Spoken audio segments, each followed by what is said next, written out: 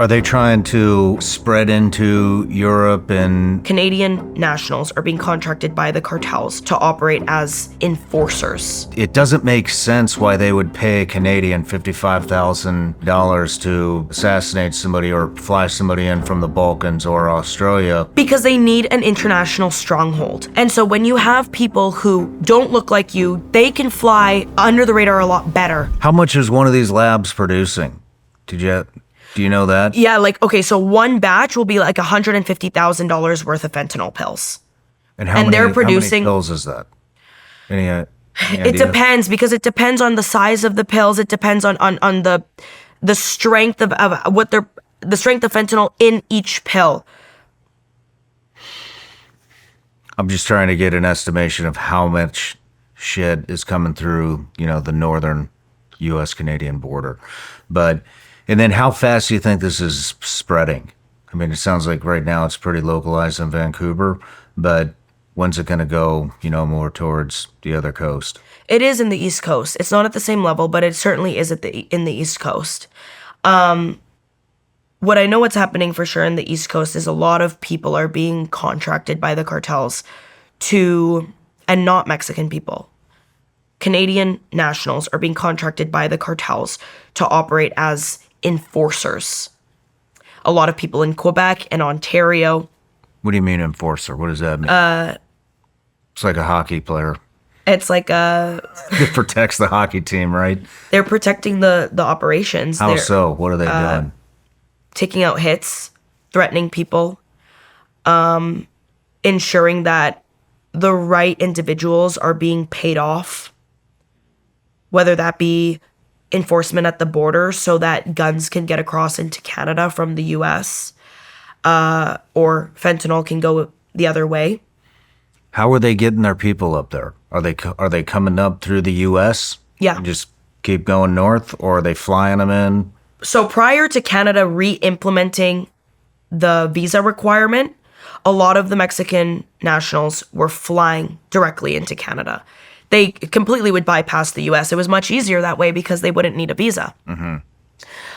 Now it's a little bit different. Now some of the operatives who were already based in the U.S. are moving into Canada. Okay. Yeah. And it's interesting because when I gained access to a few group chats that were run by the cartels on WhatsApp, Telegram. WhatsApp is like the starting point just because of the way the encryption is set up. They don't want to talk about too much, but because it is so accessible, it's a great way to hire people, recruit people. Mm-hmm. And so I gained access to a group chat where they were basically recruiting people to work as enforcers for them, sicarios, managing certain logistics of the business, whether that's paying off authority, finding out who's who, getting the arms, finding the dealers, contracting straw buyers, whatever it may be. When I was in this group chat, the first thing that stood out to me was two of the phone numbers were Canadian area codes. One was Alberta and one was Toronto. And one of the individuals was directly asked if he could take out a hit if need be. He would be paid $55,000 Canadian. He would have to buy a Glock with three mags, I think it was. I have this screenshot. And there could be no kids around. And if he goes to the house, make sure that no family is around of the individual that needs to be killed. And so for a lot of these people, money was put on the table right away. You get into this group chat, whether that means you're going to be moving fentanyl pills into the US, whether that means you may have to take out a hit, or pay someone off, conducts any sort of logistics. It was, this is how much you'll make. Take it or leave it. And that was, for a lot of people, that first incentive. Now, for a lot of other folks, it was, I'm going to be a part of the cartel. For a lot of these people, they're kind of outcasts. Mm-hmm. And they feel like power, or they're like an aggressive person. And a lot of those type of guys who kind of had like a violent past, boxers, were being hired as sicarios. And the way they would be recruited into these group chats was either through social media. So a lot of fake postings or postings on Facebook or TikTok that would allude to what they could become a part of, but also just through knowing someone. Word of mouth. Interesting. Hey, my niece is dating this guy. He's been here from Mexico for around 6 years. He's making a ton of money. I know you're strapped for cash. Would you, if you get a package and you just have to drive it across the border, go to the Sears or Walmart parking lot, someone's going to pick it up, don't look inside, and you're going to get paid $70,000. Just go and come back. People will do it. Damn. And Canada's not doing... You actually, on the outline, I saw that they are also recruiting from the Balkans. Yeah. Did I see that? Yeah. Balkan states, like Armenian guys, too. A lot of ex-gang members from over there. And in Australia, too. I mean, at this They're point... recruiting from Australia? Yeah. Really? Yeah. Australia, England, like, it seems like there's, like, this thing with the Commonwealth places is, like... Why are they going to the... I mean, why are they... It sounds like there's no shortage of people that want to join the cartels. There isn't. And that's what... So why are they recruiting out of the Balkans? Because they need an international stronghold. And so when you have people who don't look like you, don't talk like you, and come from different training backgrounds, they can fly under the radar a lot better. And they have access to different areas that certain Mexican operatives do not. So, say, for example, not that long ago, there was a blatant daylight shooting in Vancouver. A guy was killed. And he was shot by a Canadian man from Quebec. Super French name. This individual had spent years in Mexico and Colombia and was said to eventually work for the cartel, go to Canada, and take out this hit. Now, how much better is it that you have a Canadian national taking out a hit? He knows where to go. He knows how law enforcement operates. He's from this place. He has access. The chances that there's going to be a fuck up are a lot less. And also, if you know that Canadian law enforcement is not directly attacking the cartels when an associate who's not Mexican is operating for them, of course, you're going to have a foreign person, a Canadian or an Australian or someone from England, take out the hit or commit the crime.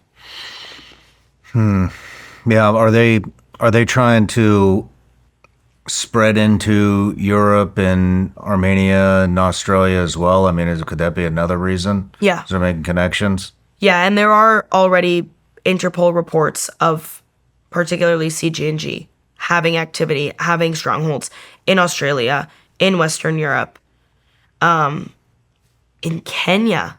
There was people think I'm crazy when I talk about this, but they found a CG&G linked lab in Kenya, in Africa. Wow. What the hell are they doing over there? Producing and trafficking.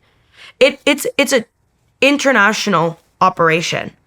And to me, it makes sense that they are moving everywhere.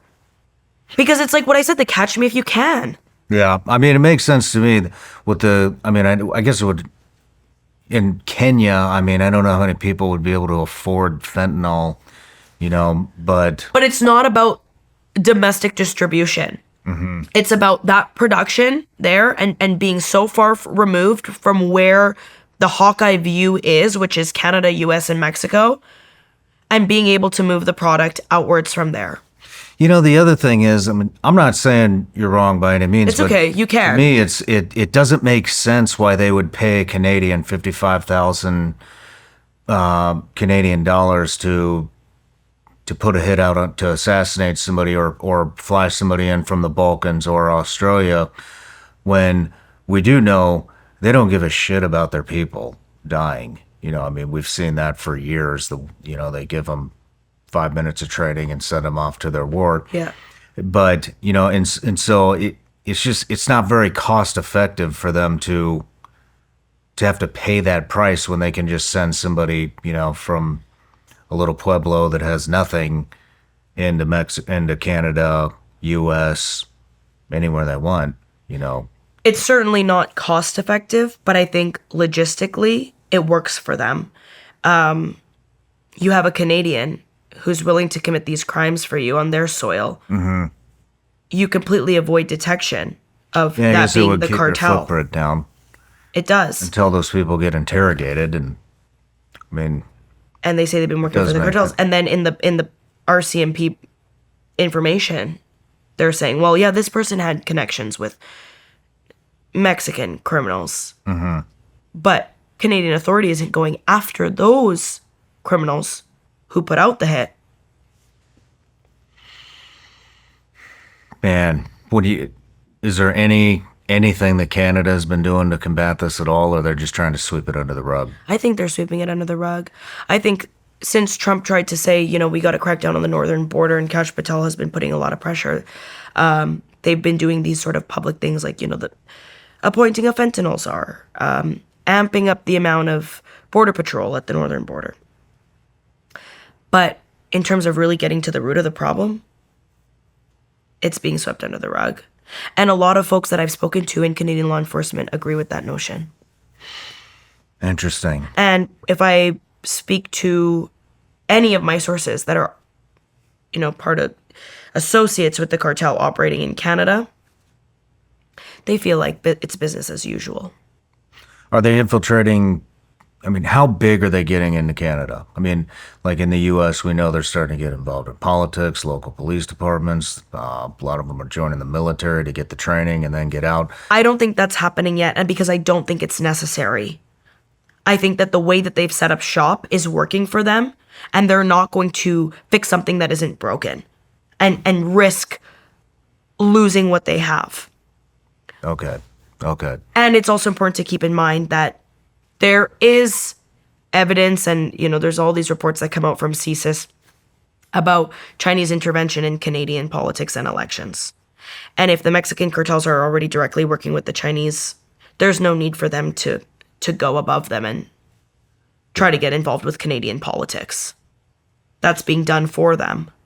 Interesting. No matter where you're watching Shawn Ryan Show from, if you get anything out of this, please like, comment, subscribe, and most importantly, share this everywhere you possibly can. And if you're feeling extra generous, please leave us a review on Apple and Spotify podcasts.